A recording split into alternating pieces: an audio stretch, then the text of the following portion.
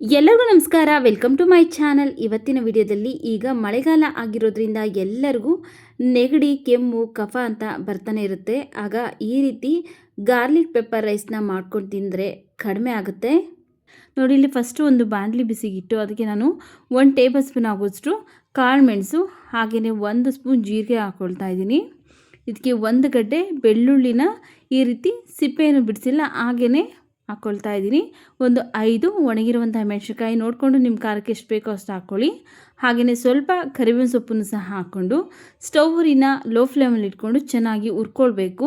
High ಫ್ಲೇಮಲ್ಲಿ ಇಟ್ಟು ಹುರ್ಕೊಳ್ಳೋದಕ್ಕೆ ಹೋಗಬೇಡಿ, ಬೇಗ ಸೀದೋಗ್ಬಿಡುತ್ತೆ. ಸ್ಟೌವಿನ ಲೋ ಫ್ಲೇಮಲ್ಲೇ ಇಟ್ಕೊಂಡು ಹುರ್ಕೊಂಡ್ರೆ ಇವಿಷ್ಟು ಚೆನ್ನಾಗಿ ಹದವಾಗಿ ಫ್ರೈ ಆಗುತ್ತೆ. ನಾವು ಹಾಕಿರುವಂತಹ ಜೀರಿಗೆ ಎಲ್ಲ ಚೆನ್ನಾಗಿ ಸಿಡಿತಾ ಇದೆ ನೋಡಿ. ಈಗ ಇದು ರೆಡಿ ಆಗಿದೆ. ಸ್ಟವ್ ಆಫ್ ಮಾಡ್ಕೊಂಡು ಒಂದು ಪ್ಲೇಟ್ಗೆ ಹಾಕಿ ಇಟ್ಕೊಳ್ತೀನಿ. ತುಂಬ ಬಿಸಿ ಇದೆ, ಬಿಸಿ ತಣ್ಣಗಾಗಬೇಕು. ಅದರಿಂದ ಒಂದು ಪ್ಲೇಟ್ಗೆ ಹಾಕಿ ಬಿಸಿ ಪೂರ್ತಿಯಾಗಿ ತಣ್ಣಗಾಗಿದೆ ನೋಡಿ. ಈಗ ಒಂದು ಮಿಕ್ಸಿ ಜಾರ್ಗೆ ಹಾಕ್ಕೊಂಡು ತರಿಯಾಗಿ ಗ್ರೈಂಡ್ ಮಾಡ್ಕೊಂಬರ್ತೀನಿ. ಈಗ ಮಳೆಗಾಲ ಸ್ಟಾರ್ಟ್ ಆಗಿದೆ, ಮಕ್ಕಳಿಗೆ ಕೆಮ್ಮು ನೆಗಡಿ ಅಂತ ಬರ್ತಾ ಇರುತ್ತೆ. ಆಗ ನಾವು ಬೆಳಗಿನ ತಿಂಡಿಗೆ ಈ ರೀತಿ ಮೆಣಸು ಬೆಳ್ಳುಳ್ಳಿನ ಬಳಸಿ ಮಾಡಿಕೊಡೋದ್ರಿಂದ ಬೇಗ ಕಡಿಮೆ ಆಗುತ್ತೆ. ಗಂಟ್ಲಲ್ಲಿ ಕಿಚ ಕಿಚ ಅಂತ ಇರುತ್ತೆ, ಕೆಲವೊಬ್ಬರಿಗೆ ಕಫ ಕಟ್ಕೊಂಡಿರುತ್ತೆ, ಅಂಥವ್ರಿಗೂ ಸಹ ಬೇಗ ಕಡಿಮೆ ಆಗುತ್ತೆ. ನೋಡಿ, ಈ ರೀತಿಯಾಗಿ ತರಿಯಾಗಿ ಗ್ರೈಂಡ್ ಮಾಡಿಕೊಂಡು ಒಂದು ಚಿಕ್ಕ ಬಟ್ಲಲ್ಲಿ ಹಾಕಿಟ್ಟಿದ್ದೀನಿ. ಹಾಗೆಯೇ ಇಲ್ಲಿ ನಾನು ಕುಕ್ಕರಲ್ಲಿ ಅನ್ನನ ಉದುರಿದ್ರಾಗಿ ಮಾಡ್ಕೊಂಡಿದ್ದೀನಿ. ಅನ್ನ ಸ್ವಲ್ಪ ಬಿಸಿ ಇದೆ, ಅದಕ್ಕೆ ಸ್ವಲ್ಪ ತಣ್ಣಗಾಗ್ಬಿಡ್ತೀನಿ. ಇದು ತಣ್ಣಗಾಗೋಷ್ಟರಲ್ಲಿ ನಾವು ಒಗ್ಗರಣೆ ರೆಡಿ ಮಾಡ್ಕೊಳ್ಳೋಣ. ಸ್ಟವ್ ಮೇಲೆ ಒಂದು ಬಾಣಲಿ ಬಿಸಿಗಿಟ್ಟು ಅದಕ್ಕೆ ನಾನು 2 ಟೇಬಲ್ ಸ್ಪೂನ್ ಆಗುವಷ್ಟು ಎಣ್ಣೆ ಹಾಕ್ಕೊಂಡಿದ್ದೀನಿ. ಎಣ್ಣೆ ಬಿಸಿ ಆದಮೇಲೆ ಸ್ವಲ್ಪ ಸಾಸಿವೆ ಹಾಗೆಯೇ ಸ್ವಲ್ಪ ಜೀರಿಗೆ, ಹಸಿ ಕರಿಬೇವಿನ ಸೊಪ್ಪು, 1-2 ಒಣಮೆಣಸಿನ್ಕಾಯಿನ ಹಾಕ್ಕೊಳ್ತಾ ಇದ್ದೀನಿ. ನಾನಿಲ್ಲಿ ಗುಂಡು ಮೆಣಸಿನ್ಕಾಯಿನ ಹಾಕ್ಕೊಳ್ತಾ ಇದ್ದೀನಿ. ನೀವು ಬೇಕಿದ್ದರೆ ಬ್ಯಾಡಗಿ ಮೆಣಸಿನ್ಕಾಯಿನೂ ಸಹ ಹಾಕ್ಕೊಳ್ಬೋದು. ಹಾಗೆ ಒಂದು ಅರ್ಧ ಗಡ್ಡೆ ಬೆಳ್ಳುಳ್ಳಿನ ಜಜ್ಜಿಬಿಟ್ಟು ಹಾಕ್ಕೊಳ್ತಾ ಇದ್ದೀನಿ.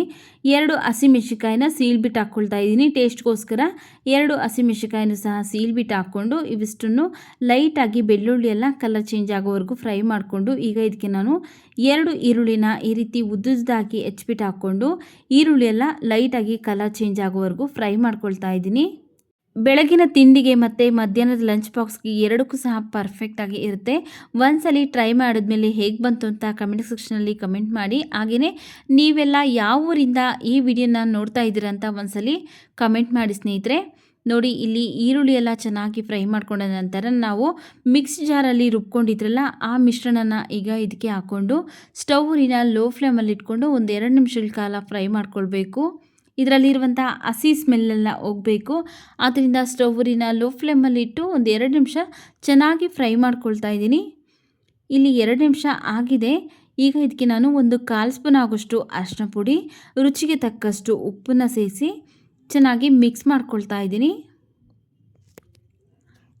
ನೋಡಿ, ಈಗ ಚೆನ್ನಾಗಿ ಮಿಕ್ಸ್ ಮಾಡ್ಕೊಂಡಾಗಿದೆ. ಈಗ ಇದಕ್ಕೆ ನಾವು ಫಸ್ಟೇ ರೆಡಿ ಮಾಡಿ ಇಟ್ಕೊಂಡಿರುವಂತಹ ಉದ್ರುದ್ರಾಗಿ ಮಾಡ್ಕೊಂಡಿರುವಂತಹ ಅನ್ನನ ಈಗ ಇದಕ್ಕೆ ಸೇರಿಸ್ತಾ ಇದ್ದೀನಿ. ನೀವು ಬಿಸಿ ಅನ್ನ ಅಂತಲೇ ಇಲ್ಲ, ತಂಗಳನ್ನ ಅಥವಾ ಮಿಕ್ಕಿರುವಂಥ ಅನ್ನದಲ್ಲೂ ಸಹ ಮಾಡ್ಕೊಳ್ಬೋದು. ಅದು ಸಹ ತುಂಬಾ ರುಚಿಯಾಗಿರುತ್ತೆ. ನೋಡಿ, ಇಲ್ಲಿ ಲಾಸ್ಟಲ್ಲಿ ಸಣ್ಣದಾಗಿ ಕಟ್ ಮಾಡಿರುವಂತಹ ಕೊತ್ತಂಬರಿ ಸೊಪ್ಪನ್ನು ಸೇರಿಸಿ ಚೆನ್ನಾಗಿ ಈ ಅನ್ನಕ್ಕೆಲ್ಲ ಈ ಗೊಜ್ಜು ಮಿಕ್ಸ್ ಆಗಬೇಕು. ಆ ರೀತಿಯಾಗಿ ಮಿಕ್ಸ್ ಮಾಡ್ಕೊಳ್ತಾ ಇದ್ದೀನಿ. ಸ್ಟೌವಿನ ನಾನಿಲ್ಲಿ ಲೋ ಫ್ಲೇಮಲ್ಲೇ ಇಟ್ಟಿದ್ದೀನಿ. ಲೋ ಫ್ಲೇಮಲ್ಲೇ ಇಟ್ಕೊಂಡು ಈ ಗೊಜ್ಜೆಲ್ಲ ಅನ್ನಕ್ಕೆ ಮಿಕ್ಸ್ ಆಗಬೇಕು. ಆ ರೀತಿಯಾಗಿ ಮಿಕ್ಸ್ ಮಾಡ್ಕೊಳ್ತಾ ಇದ್ದೀನಿ.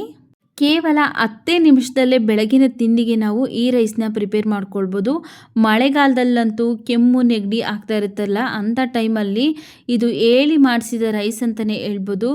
ಸೂಪರಾಗಿರುತ್ತೆ. ತಿನ್ನೋದಕ್ಕೂ ಅಷ್ಟೇ ಖಾರವಾಗಿ ಟೇಸ್ಟಿಯಾಗಿ ಅನಿಸುತ್ತೆ. ನೆಗಡಿ ಬಂದಾಗೆಲ್ಲ ಏನು ತಿನ್ನಬೇಕು ಅನಿಸೋದೇ ಇಲ್ಲ. ಅಂಥ ಟೈಮಲ್ಲಿ ನಾವು ಈ ರೀತಿ ಖಾರವಾಗಿ ಕಾಳು ಮೆಣಸು ಮತ್ತು ಬೆಳ್ಳುಳ್ಳಿನ ಹಾಕ್ಬಿಟ್ಟು ಗಾರ್ಲಿಕ್ ಪೆಪ್ಪರ್ ರೈಸ್ನ ಮಾಡ್ಕೊಂಡು ತಿಂತಾಯಿದ್ರೆ 4 ತುತ್ತು ಊಟ ಜಾಸ್ತಿ ತಿಂತೀರಾ. ನೋಡಿ, ಮಿಕ್ಸ್ ಮಾಡ್ಕೊಂಡಾಗಿದೆ. ಸ್ಟವ್ ಆಫ್ ಮಾಡ್ಕೊಳ್ತಾ ಇದ್ದೀನಿ.